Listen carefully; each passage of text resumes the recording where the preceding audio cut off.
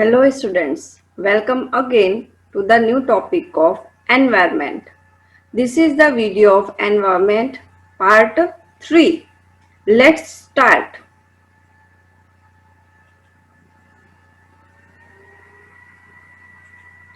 હવે આપણે આ વિડીયોમાં બાયોજીઓકેમિકલ સાયકલના ટોપિક ઉપર એના વિષય ઉપર આ વિડીયો લેક્ચરમાં હું તમને ડિસ્ક્રિપ્શન આપીશ.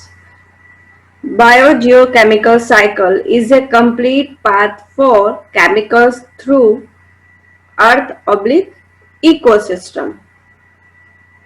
જે બાયોજીઓકેમિકલ સાયકલ છે એ કેમિકલ્સનો એક કમ્પ્લીટ પાથ છે. થ્રુ કેના થ્રુ છે એ કમ્પ્લીટ પાથ, એનું પાથ ક્યારે કમ્પ્લીટ થાય છે? અર્થ યા ઇકોસિસ્ટમના થ્રુ ઈ પાથ કેમિકલનો, બાયોજીઓકેમિકલની જે સાયકલ છે એની જે આખું પાથ છે કે ક્યાંથી ઈ જાય છે અને આખું સર્કલ કમ્પ્લીટ કરે છે. તો શેના થ્રુ ઈ સર્કલ એનું કમ્પ્લીટ થાય છે? અર્થ થ્રુ યા ઇકોસિસ્ટમ થ્રુ એનું સાયકલ કમ્પ્લીટ થાય છે. It includes 4 major component. હવે જે એનું સાયકલ છે એમાં એ જે સાયકલ કમ્પ્લીટ કરવામાં 4 મેજર કમ્પોનન્ટ છે કે મેઇન પાર્ટ એના કયા છે કે જેના થ્રુ એ સાયકલ કમ્પ્લીટ થાય છે. તો કયા કમ્પોનન્ટ છે? એટમોસ્ફિયર છે, હાઇડ્રોસ્ફિયર છે, લિથોસ્ફિયર છે એન્ડ બાયોસ્ફિયર છે. એના પહેલાના વિડીયોમાં આપણે આ ચારના વિશે આપણે જાણી લીધું છે. તો એ ચારે ચાર જે મેજર કમ્પોનન્ટ છે એના થ્રુ બાયોજીઓકેમિકલની સાયકલ કમ્પ્લીટ થાય છે. It includes biological, geological and chemical aspects of each cycle. તેમાં શું કીધું છે કે it includes જે સાયકલ છે એમાં કયા વસ્તુ ઇન્ક્લુડ એમને કરી છે, કયા ફીચર્સ એમાં ઈ સાયકલમાં એમને નાખ્યા છે, કયા ઇન્ક્લુડ કર્યા છે? Biological, geological and chemical. આ ત્રણ વસ્તુ એમને આમાં સાયકલના ફીચરમાં નાખ્યા છે. હવે એની ડેફિનિશન શું થશે? It is defined as the movement of elements like hydrogen, oxygen, carbon, nitrogen, phosphorus and sulfur through organism and the environment. એમાં એમને શું કીધું કે it defines as the movement of element. જે એલિમેન્ટ્સના મૂવમેન્ટ હોય છે એમાં ડિફાઇન કરે છે. હવે એલિમેન્ટ્સ કયા? લાઈક હાઇડ્રોજન છે, ઓક્સિજન છે, કાર્બન છે, નાઇટ્રોજન છે, ફોસ્ફરસ છે અને સલ્ફર છે. Through organism and environment. એના system through and environment through જે મૂવમેન્ટ થાય છે એને આપણે બાયોલોજીકલ કેમિકલની સાયકલ કહી છે. જે એલિમેન્ટ્સના મૂવમેન્ટ થાય છે. હવે એલિમેન્ટ્સમાં આપણે જે નામ દીધા એ તમારા બધા એલિમેન્ટ્સ છે. કોના થ્રુ થાય છે? એક સિસ્ટમ થ્રુ એના મૂવમેન્ટ થાય છે અને એક એન્વાયરમેન્ટ, આપણે જ્યાં રહી છીએ એના એન્વાયરમેન્ટ થ્રુ એનું મૂવમેન્ટ થાય છે. એ બધા એલિમેન્ટ્સનું મૂવમેન્ટ થાય છે. હવે બાયોજીઓકેમિકલ એના પોઈન્ટ્સ શું છે? જો આપણે એના પાર્ટ કરીએ બાયોજીઓકેમિકલના, તો bio plus Jio plus chemical ત્રણ પાર્ટ થશે, બરાબર? તો bio plus Jio plus chemical. તો બાયોનો મીનિંગ શું? Biological organism like bacteria, plants and animals. Organism means આના સિસ્ટમ્સ કયા છે? બાયોલોજીકલમાં બેક્ટેરિયા છે, પ્લાન્ટ્સ છે અને એનિમલ્સ છે. એ બધું બાયોમાં આવશે. જીઓનું મીનિંગ છે જીઓલોજીકલ પ્રોસેસીસ. હવે એમાં શું આવશે? Weathering of rocks. જે પથ્થર ને રોક્સ હોય એના વેધરિંગ, એનું temperature. Chemical formulations of molecules. જે મોલિક્યુલ્સ હોય હાઇડ્રોજન ની અંદર છે, ઓક્સિજન ની અંદર છે, કાર્બન ની અંદર છે, તો એનું ફોર્મ્યુલેશન, એનું મીન્સ કે એના ચેન્જીસ ઈ શેમાં આવશે? કેમિકલમાં આવશે. હવે as human being earn money and spend it for many purpose like buying food, grocery, car, etc. And this is the continuous process. તો આમાં શું કીધું છે, એઝ હ્યુમન બીંગ આપણે જે માણસો છીએ, અર્ન મની આપણે પૈસાને અર્ન કરી છે, કમાવી છે, એન્ડ સ્પેન્ડ ઇટ અને એને ખર્ચ પણ કરી છે. તો શેમાં ખર્ચ કરી છે? ફોર મેની પર્પઝીસ, જેમ આમાં લાઈક બાઇંગ ફૂડ, આપણે જમવાનું ખરીદવા જઈએ છીએ, ગ્રોસરી લેવા જઈએ છીએ, કાર લેવા જઈએ છીએ, તો આ બધી વસ્તુમાં આપણે મનીનો સ્પેન્ડ કરી છે. And this is the continuous process. અને એ સાયકલ આપણે જે છે પ્રોસેસ છે એ કોન્ટિન્યુઅસ ચાલુ રહે છે. In the same manner, similarly carbon, nitrogen, phosphorus and potassium, એના જે બ્રેકેટમાં વેલ્યુઝ લખી છે ને, આ જે કાર્બન છે તો એને આપણા નોટેશન છે સી, નાઇટ્રોજન નું છે એન, ફોસ્ફરસ નું છે પીએચ એન્ડ પોટેશિયમ નું છે કે, is the currency of ecosystem on earth. તો આ જે carbon, nitrogen, phosphorus and potassium છે એ કરન્સી છે. જેવી રીતે આપણી કરન્સી મની છે, એવી રીતે ઇકોસિસ્ટમ ઓન અર્થ ને ઇકોસિસ્ટમ ને કમ્પ્લીટ કરવા માટે એની કરન્સી છે carbon, nitrogen, phosphorus and potassium. એના થ્રુ તે એની આખી કોન્ટિન્યુઅસ પ્રોસેસ બનાવી શકે છે. It circulates from one organism to another like currency. તેમાં શું કીધું? જેવી રીતે મની આપણે સ્પેન્ડ કરી છે, પહેલા અર્ન કરી છે, પછી સ્પેન્ડ કરી છે, એ જે પ્રોસેસ છે, સિમિલરલી આ જે બધા કેમિકલ્સ છે તો ઈ તે પણ એક ઓર્ગેનિઝમ થી મીન્સ એક સિસ્ટમ થી બીજા સિસ્ટમમાં કન્વર્ટ થાય છે. એના તે એક કરન્સીના જેમ જ તે એક સિસ્ટમ થ્રુ બીજા સિસ્ટમમાં જાય છે અને ઈ તે કોન્ટિન્યુઅસ પ્રોસેસમાં રેગ્યુલરલી ચાલુ રહે છે, જેવી રીતે આપણે મનીનું ટ્રાન્સફોર્મેશન ચાલુ રહે છે. Therefore, we can say that Earth is a closed system for matters and except a small amount of cosmic debris that enters in the Earth atmosphere. એમાં શું કીધું છે કે જે અર્થ છે એ ક્લોઝ સિસ્ટમ છે. હવે એમાં ક્લોઝ સિસ્ટમમાં શું શું આવે છે કે સ્મોલ એમાઉન્ટ્સ ઓફ કોસ્મિક ડેબ્રીઝ, એમાં આવશે ડઝન્સ ઓફ પ્લેનેટરી સેટેલાઇટ્સ બધા આવી જશે, પછી સ્ટાર્સ આવી જશે, પ્લેનેટ્સ 8 પ્લેનેટ્સ આવશે, કેમ કે અર્થ તે એક પ્લેનેટ જ છે. તો એ બધું શેમાં આવી જશે? અર્થમાં, એની ક્લોઝ સિસ્ટમમાં આવી જાય છે. All these elements are present on Earth crust when it was formed billions of years ago and producing atmosphere, hydrosphere, biosphere and lithosphere since all these years. તો જે એલિમેન્ટ્સ છે, all these elements are present, જે બધા elements છે એ શેમાં present છે? અર્થના ending ઉપર, એના જે આઉટર લેયર છે એના ઉપર પ્રેઝન્ટ છે. કે કેટલા ટાઈમ પહેલાથી પ્રેઝન્ટ છે?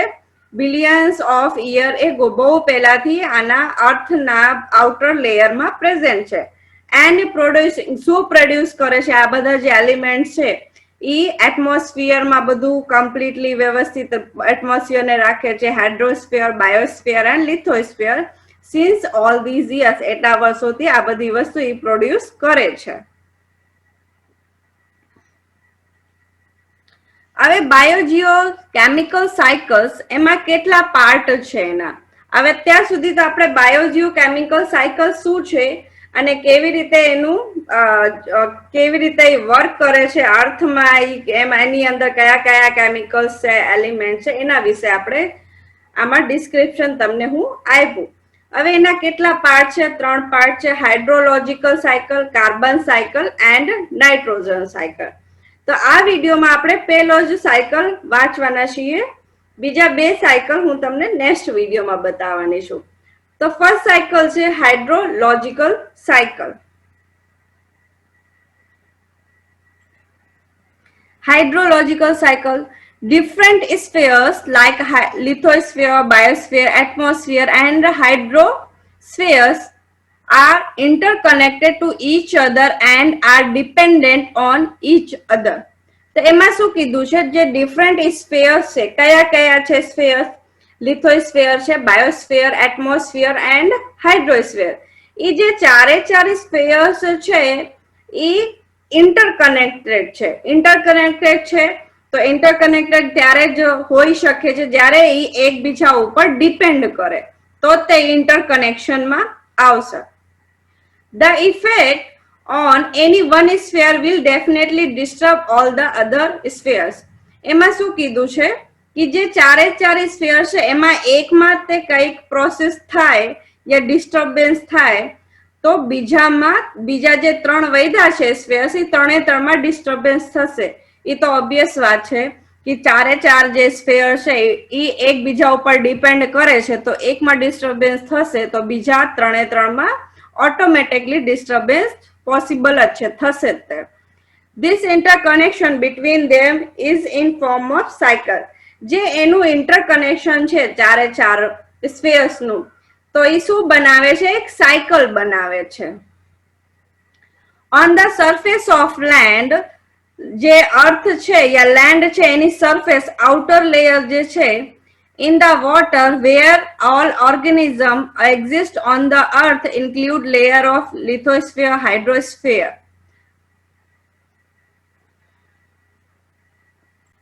એમાં શું કીધું છે કે જે લેન્ડ છે આપણે જ્યાં રહી છીએ એની સરફેસ અને ઇન ધ વોટરની અંદર, પાણીની અંદર, વેર ઓલ ઓર્ગેનિઝમ એક્ઝિસ્ટ, જ્યાં બધા ઓર્ગેનિઝમ મીન સિસ્ટમ બધા એક્ઝિસ્ટ કરે છે ઓન ધ અર્થની અંદર, ઇન્ક્લુડ, એમાં શું ઇન્ક્લુડ કરવાનું છે, શું એડ કરવાનું છે? Layer of lithosphere and hydrosphere. આને પણ આપણે આમાં ગણવાના છીએ. કોને ગણવાનું છે? Layer of lithosphere and hydrosphere. Through we have understand to the complex interlink between hydrosphere, atmosphere and lithosphere. At the same time, we know that on biosphere millions of living organisms exist. તો એનાથી આપણને શું ખબર પડશે? We have understood the complex interlink.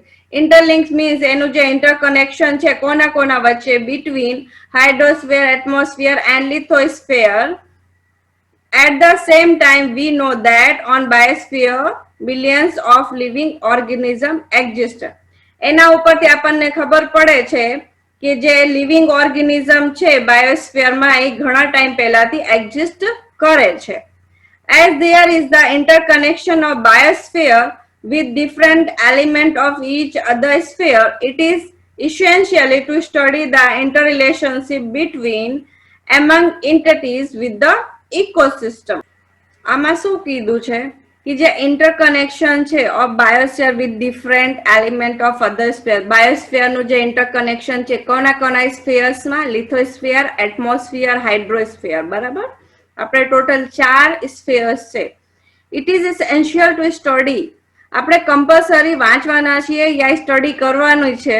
The interrelationship between following entities with the ecosystem.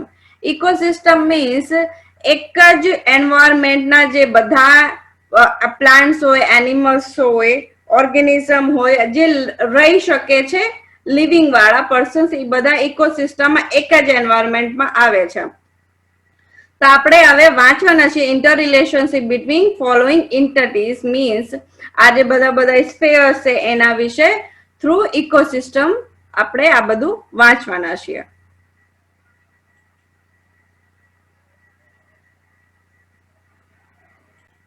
હવે જો આ peak છે, બરાબર, આમાં જે તમને હું અત્યારે થિયરીમાં બતાવ્યું એ જ બધી વસ્તુ આમાં ડાયાગ્રામ થ્રુ તમને બતાવેલી છે. જો હાઇડ્રોલોજીકલ સાયકલ, એમાં કયા પાર્ટ છે? Atmosphere, હાઇડ્રોસ્ફિયર and લિથોસ્ફિયર.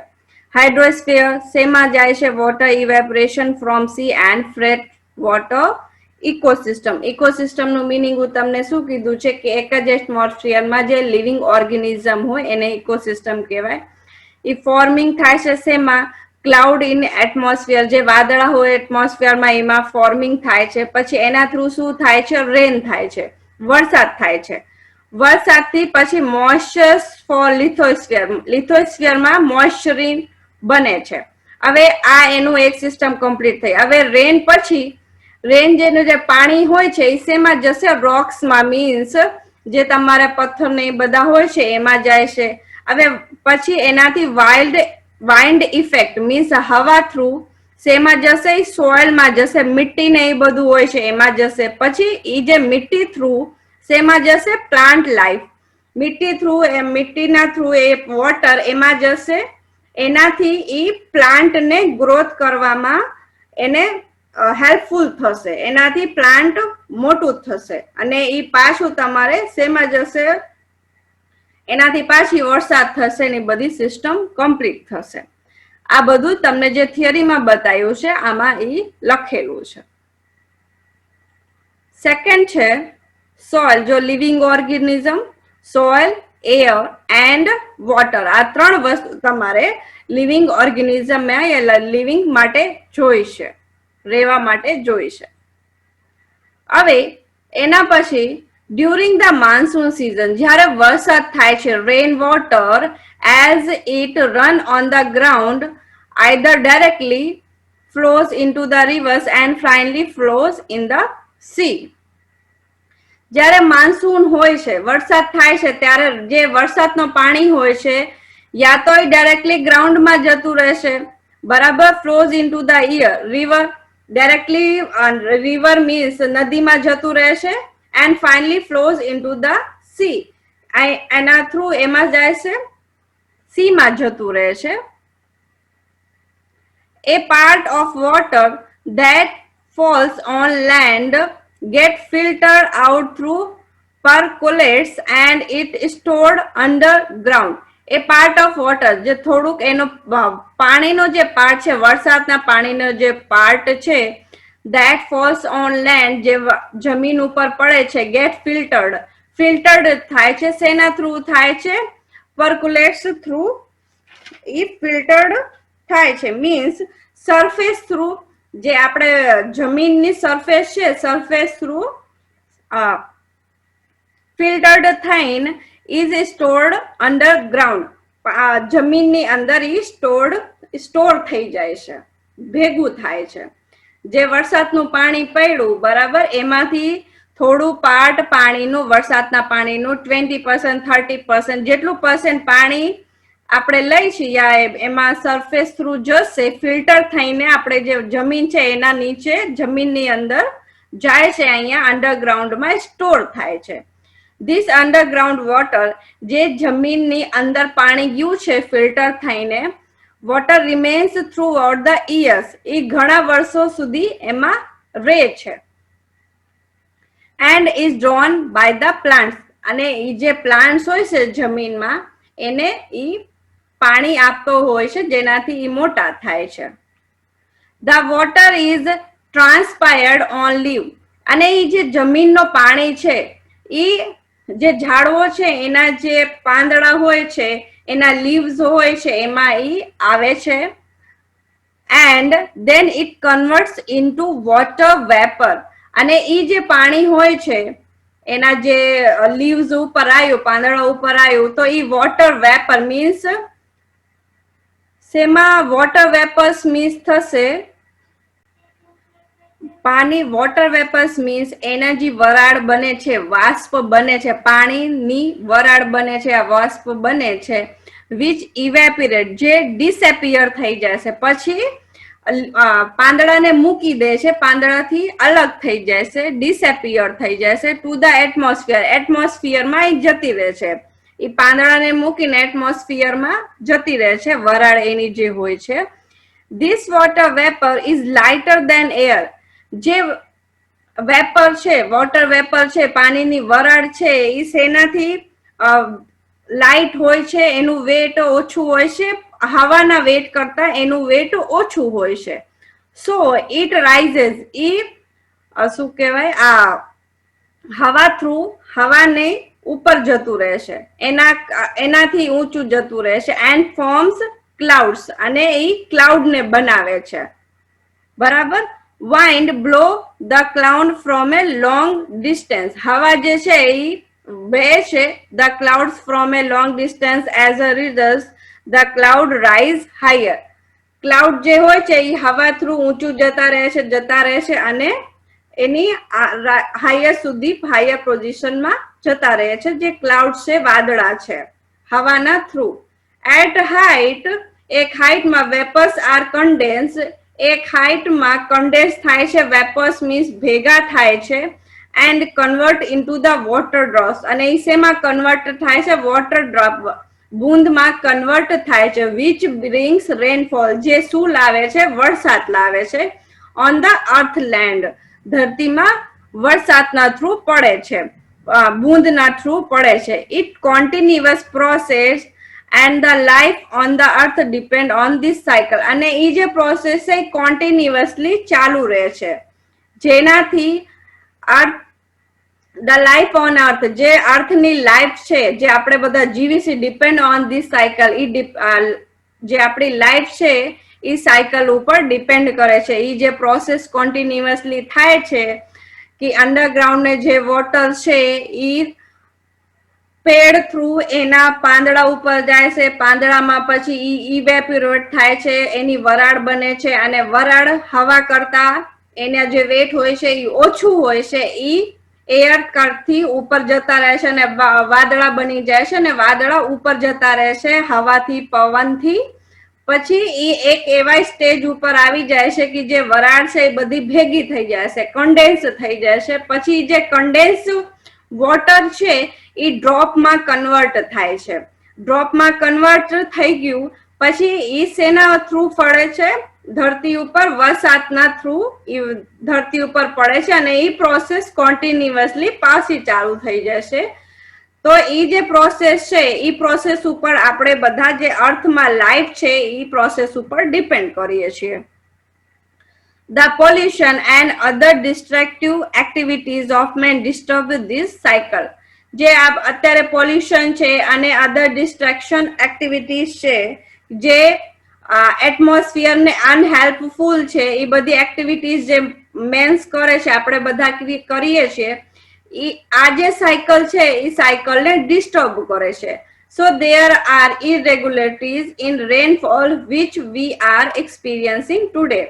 તો જે રેનફોલ છે, વરસાદનો ટાઈમિંગ છે કે આ ટાઈમ થી આ ટાઈમ સુધી વરસાદ થવો જોઈએ આ મંથમાં, તો ઈ નથી થતું. એમાં ઇરેગ્યુલરિટીઝ આવી જાય, ક્યારેક વહેલો વરસાદ આવે, ક્યારેક મોડો આવે. તો ઈ આપણે અત્યારે એનું એક્સપિરિયન્સ કરીએ છીએ કે આપણા લીધે આને જે સાયકલ છે ઈ ડિસ્ટર્બ થાય છે. At some places, due to excessive rainfall, heavy fall, there are heavy flood.